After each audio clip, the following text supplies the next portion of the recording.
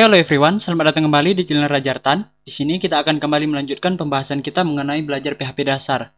Nah, di sini kemarin kita telah mempelajari yaitu pengkondisian atau percabangan, terserah teman-teman menyebutnya apa itu sama aja.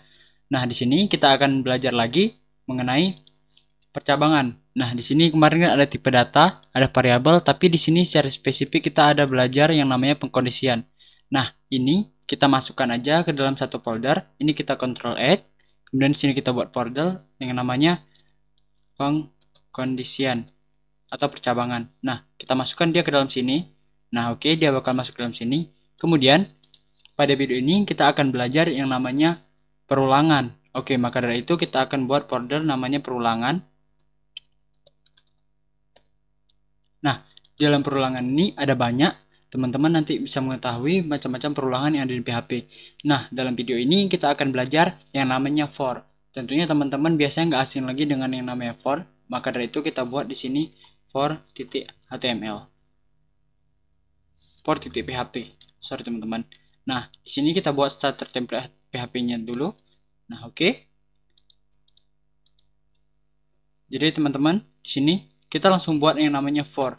For itu perulangan ya teman-teman. Ya, for itu nanti sama dengan while. Tetapi for ini semuanya inisialisasi, kemudian kondisi, kemudian counter, penambah atau pengurangnya, dia di dalam for-nya itu sendiri. Berbeda dengan while yang inisialisasinya itu di luar.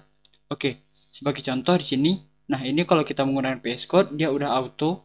Kita buat secara manual aja. Nah, di sini yang pertama itu inisialisasi.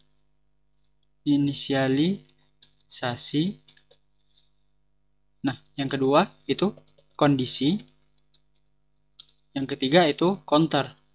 Nah, di sini teman-teman yang harus ingat. Jadi untuk inisialisasi, teman-teman bisa inisialisasi dengan seperti ini. Kita buat $i sama dengan yang kita isi sama dengan 1. Seperti ini. Kemudian kondisinya $i itu lebih kecil sama dengan 10. Kemudian counternya $i plus plus. Jadi cara bacanya seperti apa? Kemudian di sini kita buat seperti ini. Nah, cara baca itu seperti apa? Jadi di sini kita buat $i sama dengan 1. Jadi di sini teman-teman, seharusnya di sini titik koma ya, bukan koma. Nah, di sini titik koma. Jadi di sini kalau lihat di sini $i. Nah, cara bacanya $i kita isi dengan 1. Jadi selama $i ini, 1 ini lebih kecil atau sama dengan 10, maka $i akan menambahkan terus. Nah, di sini teman-teman, kenapa sama dengan lebih kecil sama dengan satunya ini tergabung seperti ini? Karena saya menggunakan font dari ViraCode, kemudian font ligatorsnya saya ubah menjadi true. Oke, kemudian di sini echo, yang kita echo apa? Perulangan ke, nah seperti ini. Kemudian kita bisa tambahkan dengan $i. Nah, seperti itu.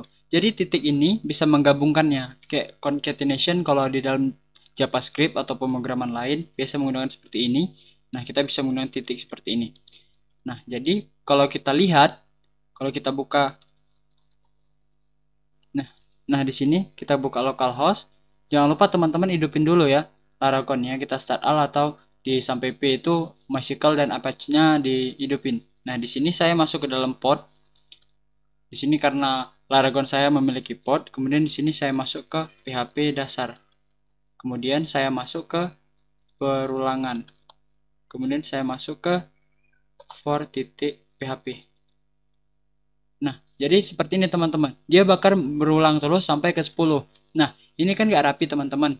Nah, kita bisa tambahkan, kita bisa gabungkan dia, kita bisa menggunakan tag HTML lagi yang namanya tag BR, yaitu tag breakline. Nah, maka dia akan jatuh ke bawah seperti ini. Jadi teman-teman yang harus ingat di dalam perulangan for itu, yang pertama itu inisialisasi.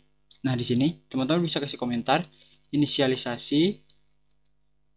Kemudian yang kedua itu kondisi.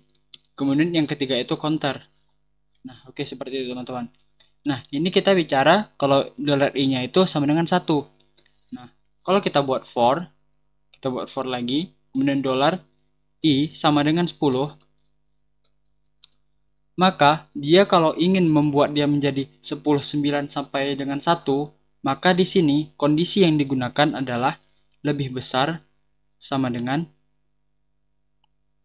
1, seperti itu teman-teman. Jadi dibalik dia teman-teman. Kemudian dolar I plus dolar I bukan plus plus, jadi min min, dia akan berkurang seperti itu. Nah, oke. Nah, kemudian di dalam sini kita bisa copy yang atas ini. Oke, jadi kalau kita lihat hasilnya dari sini kita bisa echo dulu. Echo, kemudian kita ambil tag dari HTML, echo break line. Kita bisa buat dia menjadi 3 kali. Nah, maka hasilnya seperti ini teman-teman. Jadi yang di atas itu kita pakai yang namanya increment, penambahan. Di sini kita pakai decrement. Nah, di sini counternya itu ada 2. Dia cuma 2, increment atau decrement. Nah, dia nggak harus plus plus ya teman-teman. Plus plus itu berarti kan tambah 1. Dia akan bertambah 1. Berarti dia bisa plus 2. Coba kita lihat yang plus 2. Nah, seperti ini teman-teman. Dia akan panjang sekali. Dia nggak akan berhenti. Nah, berarti ini ada yang salah teman-teman. Berarti I tambah sama dengan 2. Nah, seperti ini kalau kita lihat.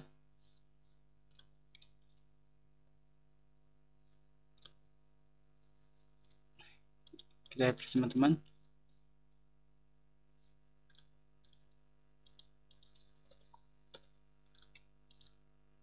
Oke, kita ubah dulu menjadi plus plus.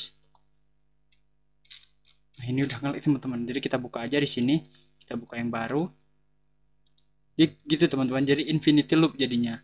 Nah, oke seperti itu. Nah, oke ini udah optimal lagi dia. Nah, coba di sini kita tambah sama dengan 2.